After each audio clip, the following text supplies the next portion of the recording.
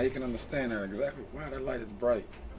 We are here with Mr. Elwood from 571 Broad Street, the manager of the warehouse, and we're going to have a small interview with him and ask him a few questions on the warehouse. And I think he would be the best person to answer those questions in regards of how things run here.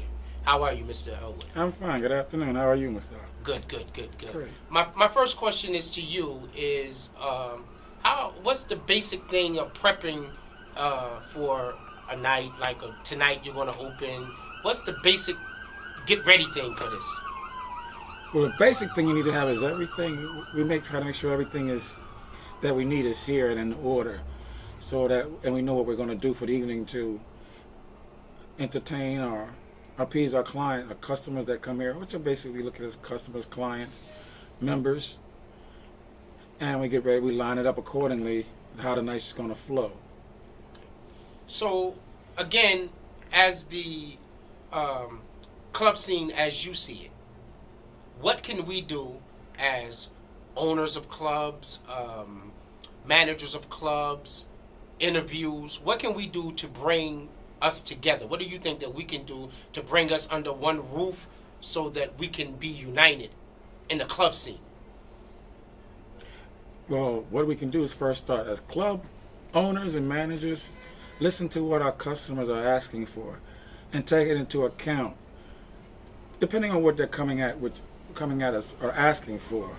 Because some things are possible and other things that are possible, but first you have to have the support in place before you can present it.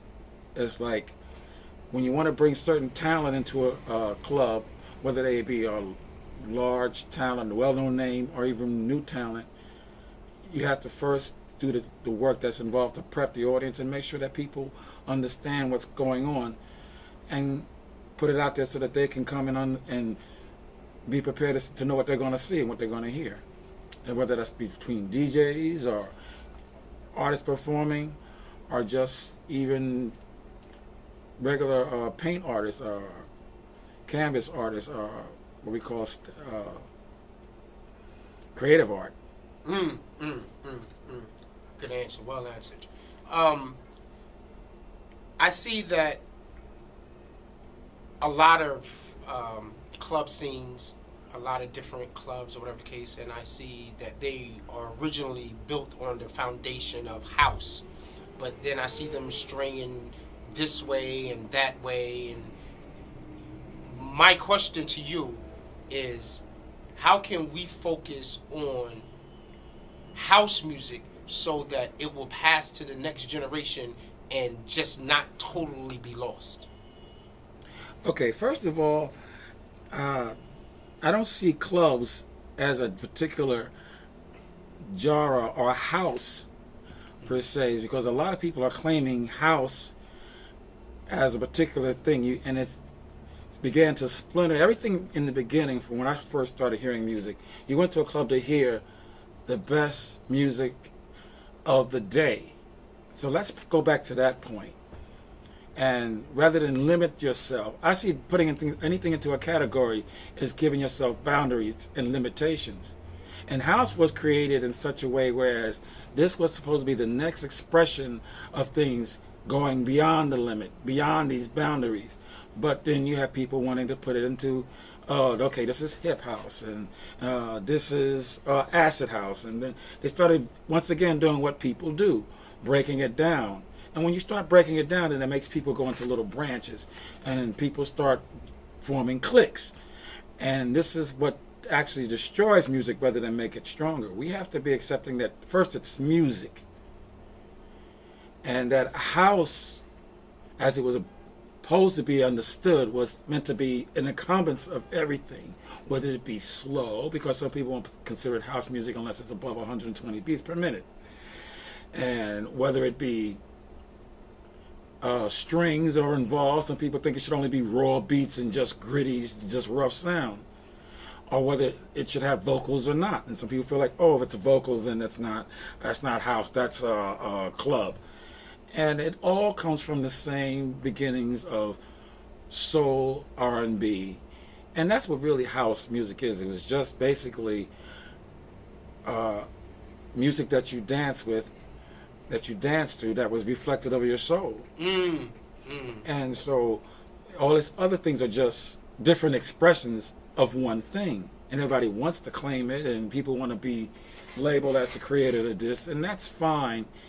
If you want to use that to build your reputation on, you might do one particular thing very well, but let's not limit the word or the title of house into one thing, because it all was in the beginning one thing. Hip hop came out of the clubs, house music came out of the clubs, R&B came out of the clubs, all this dance music came out of the club. Pop, for the most part, was part of the clubs. It was just a particular, whatever DJ was playing, what particular format.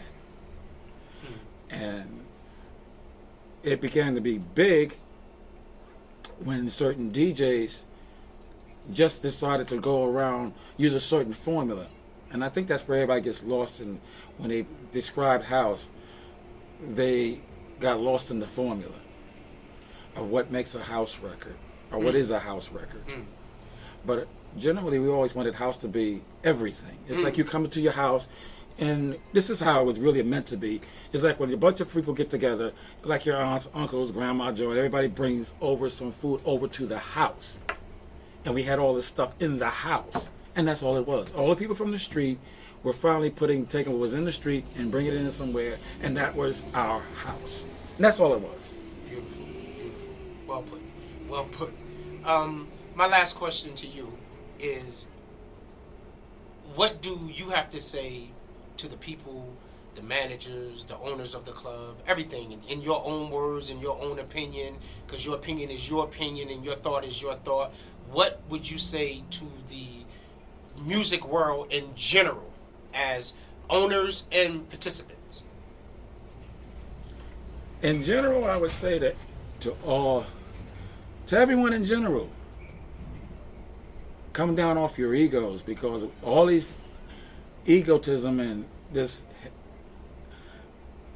idea that they're bigger or this is it or they can't work together is what's destroying greed. Their greed, their selfishness, and their pettiness is what's destroying the house and destroying the music industry overall. And start working on real music. Stop putting things out. Stop going for the quick buck, and start working on doing quality work. Your word. It used to be a time where a man's word and his reputation was built on that. So men defended their word because the next person that they met would be going by what their word was. And if your reputation was mud, then you were considered mud.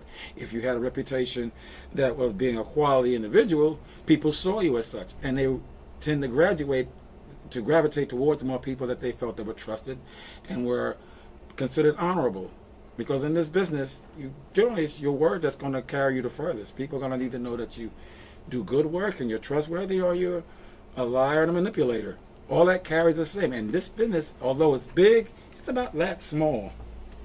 Well, Mr. Elwood, it was beautiful talking to you, and I appreciate your time, your honesty. You know, I know you're a busy man, and it was an honor for me to interview you, and I appreciate you giving me the time to have this interview with you. Well, I appreciate it. And same in kind. Thank you, Mr. Thank you very much, sir.